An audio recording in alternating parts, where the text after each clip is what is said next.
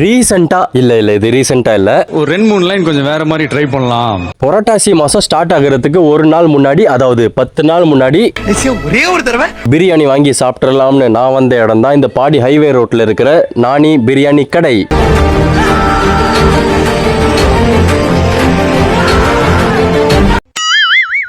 ஒரு பிரியாணி இங்க எவ்வளவு தெரியுமா? 100 ரூபாய். அது கூடவே ஒரு 20 ரூபா சேர்த்துக்கோங்க. 20 rupees-ஆ? அவ்வளவு பெரிய அமௌண்ட் என்னடா இதுடா?